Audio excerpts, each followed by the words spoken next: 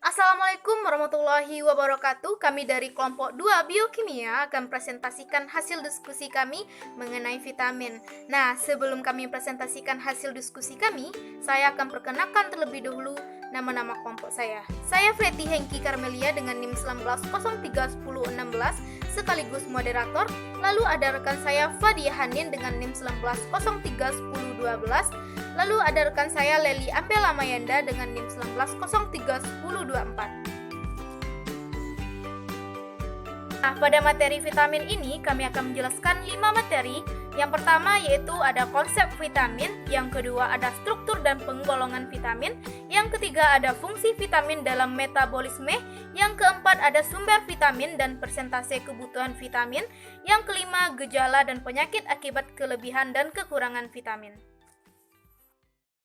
Kita masuk pada materi yang pertama yaitu tentang konsep vitamin. Nah, sebelum kita masuk ke konsep vitamin ini, kita terlebih dahulu harus tahu vitamin itu apa.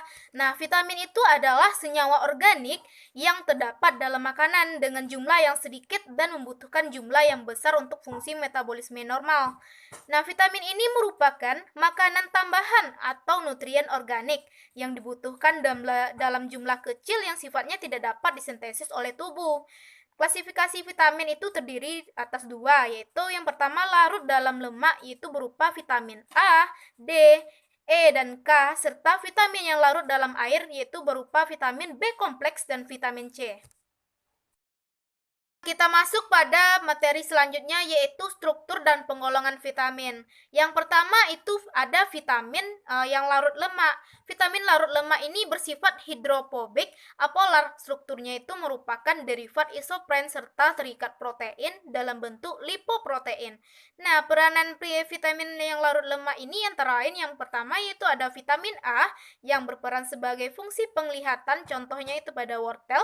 Yang selanjutnya ada vitamin D yang berperan dalam metabolisme kalsium dan fosfat serta sebagai prohormon. Yang selanjutnya ada vitamin E yang memiliki sifat antioksidan. Yang terakhir itu ada vitamin K yang berperan dalam proses pembekuan darah. Selanjutnya kami akan menjelaskan tentang materi selanjutnya yaitu tentang struktur vitamin E. Nah, struktur vitamin E itu terdiri atas alfa tokoferol yang terdiri atas 5, 7, 8 trimetil tokol. Lalu ada beta tokoferol yang terdiri dari 8, 5 dimetil tokol. Lalu ada gamma tokoferol terdiri dari 7, 8 dimetil tokol dan delta tokoferol terdiri dari 8 metil tokol. Nah, dapat kita lihat bagaimana gambaran strukturnya pada slide ini. Yang kedua yaitu ada vitamin K. Vitamin K itu berperan dalam mensintesis protein tulang menjadi osteokalsin.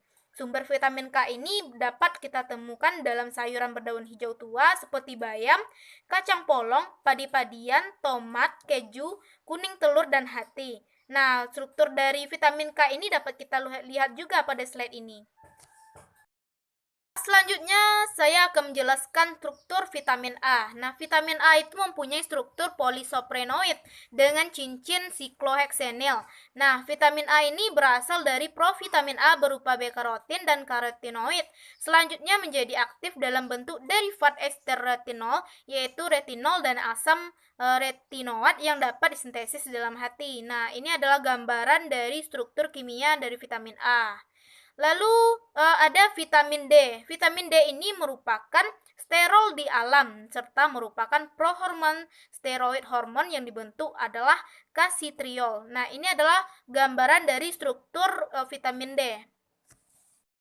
Selanjutnya kami akan menjelaskan tentang materi vitamin yang larut di dalam air. Yang pertama yaitu ada tiamin. Nah, tiamin itu tersusun dari pirimidin tersubstitusi yang dihubungkan oleh jembatan metilen dan tiazol tersubstitusi. Bentuk aktif dari tiamin ini ialah tiamin difosfat, di mana reaksi konversi tiamin ini menjadi tiamin difosfat tergantung oleh enzim tiamin itu di fosfotransferase dan ATP yang terdapat di dalam otak dan hati. Nah, ini adalah gambaran dari struktur tiamin. Yang kedua yaitu ada riboflavin. Nah, riboflavin ini terdiri atas sebuah cincin isoaloxazin heterosiklik yang terikat dengan gula alkohol ribitol. Jenis vitamin ini berupa pigmen fluoresen berwarna yang relatif stabil terhadap panas tetapi terurai dengan cahaya yang visible. Nah, ini adalah contoh dari gambaran struktur kimia dari riboflavin. Selanjutnya yang ketiga yaitu niacin. Nah, niacin ini merupakan nama generik untuk asam nikotinat dan nikotinamida yang berfungsi sebagai sumber vitamin tersebut di dalam makanan. Nah, asam nikotinat ini merupakan derivat asam monokarbosilat dari piridin. Nah, ini adalah struktur kimia dari niacin. Lalu yang keempat ada asam pentotenat. Nah, asam pentotenat itu dibentuk melalui penggabungan asam pentoat dengan alanin. Nah, asam pentotenat ini aktif adalah yaitu koenzim A atau CoA dan protein pembawa asil atau ACP. Lalu, ini adalah gambaran dari struktur kimia dari asam pentotenat. Dapat kita lihat dari slide ini. Nah, yang kelima itu ada vitamin B6. Nah, vitamin B6 ini terdiri atas derivat piridin yang berhubungan erat yaitu piridoksin, piridoksal, serta piridoksamin dan derivat fosfatnya yang bersesuaian. Nah, yang keenam ada vitamin B12 atau disebut juga dengan kobalamin.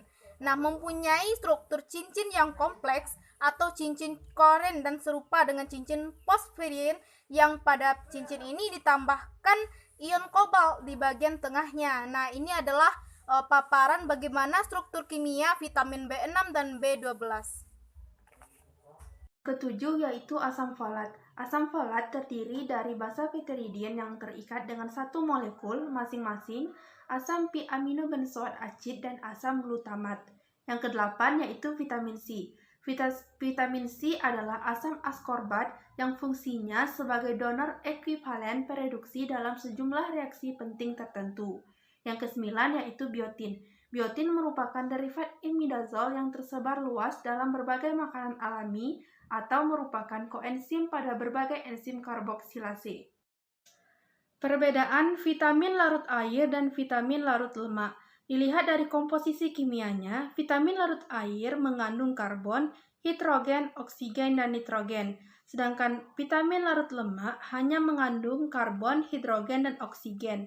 Dilihat dari awal terjadinya, vitamin larut air tidak ada sebagai provitamin dan tidak berasal dari profit, dan ada di setiap jaringan hidup yang selalu tersedia.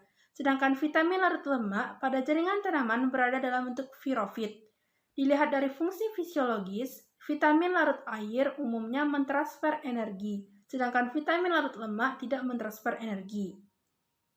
Dilihat dari mekanisme penyerapan, vitamin larut air penyerapannya dapat segera terjadi bersama dengan penyerapan air dari usus halus ke dalam aliran darah. Sedangkan vitamin larut lemak diserap di usus halus bersama-sama dengan bantuan klomikron dan misel. Dilihat dari mekanisme penyimpanannya, vitamin larut air, semua sel hidup mengandung vitamin larut air sehingga defisiensi tidak segera terlihat. Sedangkan vitamin larut lemak disimpan di bagian tubuh di mana lemak disimpan. Dilihat dari mekanisme ekskresi, vitamin larut air yaitu melalui urin, sedangkan vitamin larut lemak yaitu melalui feses. Materi selanjutnya yaitu fungsi vitamin dalam metabolisme. Yang pertama yaitu mengatur proses metabolisme dan berfungsi untuk memelihara nafsu makan seseorang. Yang kedua yaitu mencegah penyakit kronis seperti jantung dan kanker. Yang ketiga menjaga kesehatan mental dan kekebalan tubuh. Materi selanjutnya yaitu sumber vitamin dan persentase kebutuhannya. Yang pertama yaitu vitamin A. Sumber vitamin A berasal dari wortel, kentang, brokoli, ubi merah, apel, anggur, kiwi, paprika merah, rimbang, hati, daging, telur, salmon, bayam, dan juga yogurt. Untuk persentase kebutuhannya, 700 mikrogram untuk perempuan dan 900 mikrogram untuk laki-laki.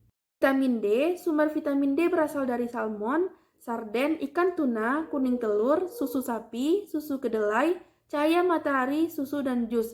Untuk persentase kebutuhannya yaitu 5 mikrogram untuk perempuan dan untuk laki-laki. Selanjutnya yaitu vitamin E. Sumber vitamin E berasal dari sayuran hijau seperti lobak hijau, bayam, brokoli, dan berasal dari buah-buahan seperti mangga, alpukat, kacang-kacangan seperti almond, kuaci, biji gandum, dan berasal dari makanan laut yang mengandung vitamin E. Untuk kebutuhannya yaitu 15 mikrogram untuk perempuan. Vitamin K sumbernya berasal dari sayur-sayuran, bayam, brokoli, dan juga pada hati sapi, daging ayam, kacang hijau, buah kiwi, dan buah alpukat, serta minyak kedelai dan keju. Untuk persentase kebutuhannya yaitu 90 mikrogram untuk perempuan dan 120 mikrogram untuk laki-laki. Sumber vitamin C berasal dari sayur-sayuran dan buah-buahan seperti jeruk, stroberi, kiwi, nanas, mangga, pepaya, jambu biji, kubis, kol, brokoli, kangkung, bayam, paprika merah dan paprika hijau, dan cabai merah. Untuk persentase kebutuhannya yaitu 75 mg untuk perempuan dan 90 mg untuk laki-laki. Selanjutnya yaitu vitamin B1. Sumber vitamin B1 berasal dari daging, telur, kacang-kacangan seperti kacang kedelai, dan juga berasal dari roti, gandum, sereal, sayuran seperti kol dan kentang. Untuk persentase kebutuhannya, perempuan 1,1 mg dan untuk laki-laki 1,2 mg. Sumber vitamin B2 berasal dari hati, daging ayam, salmon, telur, susu, kacang-kacangan, bayam, brokoli, kangkung, tempe, tahu, kedelai, jamur, rumput laut, dan ubi jalar. Untuk persentase kebutuhannya 1,1 mg untuk perempuan dan 1,3 mg untuk laki-laki. Vitamin B3 sumbernya berasal dari dada ayam, ikan tuna, daging sapi, salmon, kacang tanah, alpukat, jamur, dan juga kentang. Untuk persentase kebutuhannya 14 mg untuk perempuan dan 16 mg untuk laki-laki. Selanjutnya yaitu vitamin B5. Sumber vitamin B5 berasal dari jamur, ikan, dan makanan laut, daging sapi, daging ayam, alpukat, jambu biji, pisang, tomat, brokoli, ubi jalar, kol, susu, yogurt, telur, kedelai, dan biji bunga matahari. Untuk persentase kebutuhannya yaitu 5 mg untuk perempuan dan untuk laki-laki. Vitamin B6. Sumber vitamin B6 berasal dari sayuran, daging, ikan, telur, sereal, pisang, dan kacang-kacangan. Untuk persentase kebutuhannya yaitu 1,3 mg untuk perempuan dan untuk laki-laki. Selanjutnya vitamin B7. Sumber vitamin B7 berasal dari kuning telur, buncis, kacang polong, wortel, kol, jamur, dan biji bunga matahari. Untuk persentase kebutuhannya yaitu 30 mikrogram untuk perempuan dan untuk laki-laki. Selanjutnya yaitu vitamin B9. Sumber vitamin B9 berasal dari asparagus, hati sapi, kacang-kacangan, bayam, selada, alpukat, kuning telur, pisang, jamur, brokoli, jeruk, kol, dan kacang merah. Untuk persentase kebutuhannya yaitu 400 mikrogram untuk perempuan dan untuk laki-laki. Sumber vitamin B12 yaitu daging sapi, daging kambing, ikan tuna, susu, keju, yogurt, kerang, kepiting, sarden, salmon, telur, serta daging ayam. Untuk persentase kebutuhannya yaitu 2,4 mikrogram untuk perempuan dan untuk laki-laki. Selanjutnya, saya akan menjelaskan materi terakhir yaitu mengenai gejala dan penyakit akibat kelebihan dan kekurangan vitamin.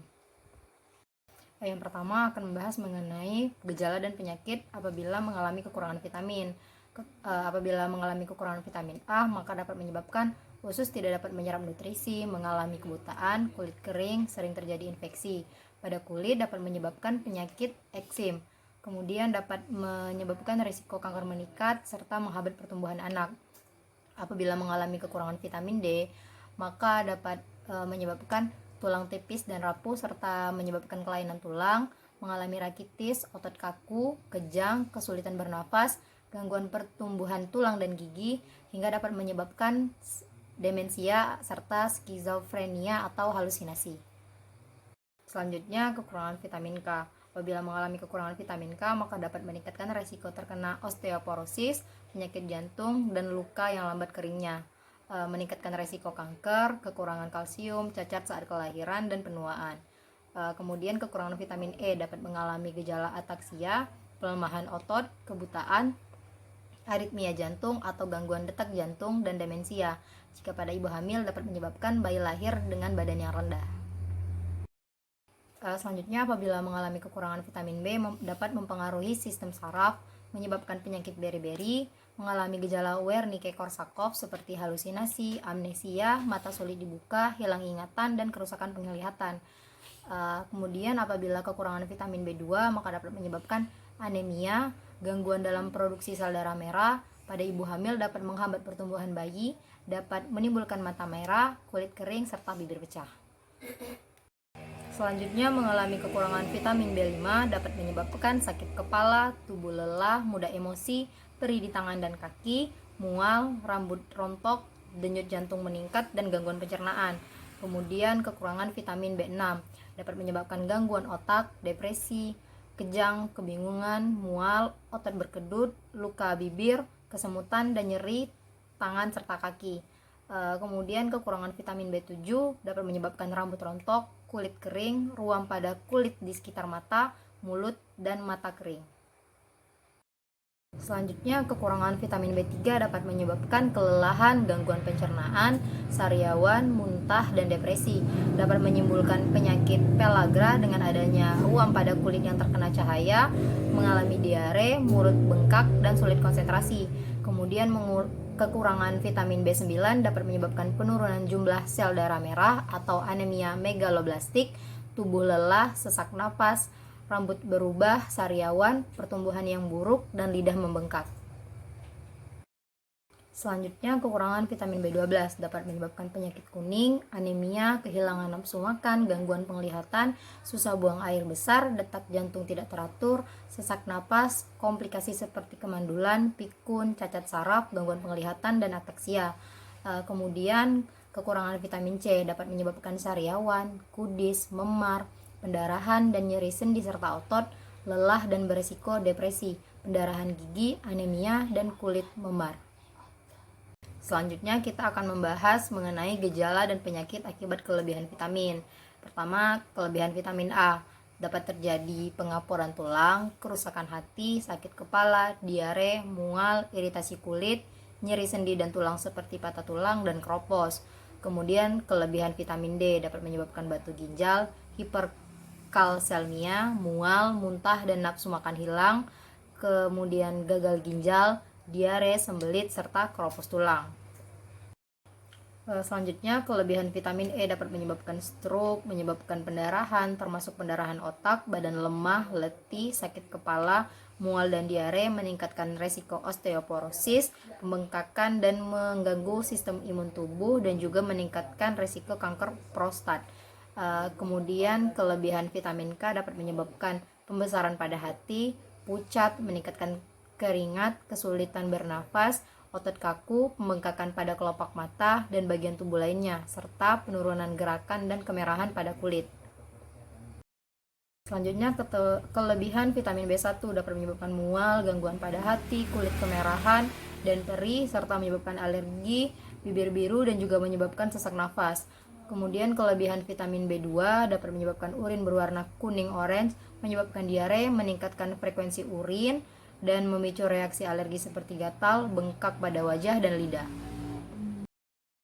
Selanjutnya, kelebihan vitamin B3 dapat menyebabkan gatal-gatal, sakit perut, kemerahan pada kulit, pusing, sakit pada sendi, nyeri perut, diare, dan meningkatkan resiko sakit jantung dan detak jantung lebih cepat. Kelebihan vitamin B5 dapat menyebabkan mati rasa di kaki dan tangan menjadi kaku, kehilangan keseimbangan dan koordinasi, sesak nafas, serta pembengkakan pada bibir, wajah, dan tenggorokan. Selanjutnya, kelebihan vitamin B6 dapat menyebabkan gangguan otak, depresi, kejang, kebingungan, mual, otot berkedut, luka bibir, kesemutan, dan nyeri tangan serta kaki. Selanjutnya, kelebihan vitamin B7 dapat menyebabkan intensitas buang air kecil dan keringat meningkat, mual ringan, kram perut, dan diare. Kelebihan vitamin B9 dapat menyebabkan permasalahan pada perut seperti mual, reaksi pada kulit seperti merah dan kejang, serta gangguan tidur.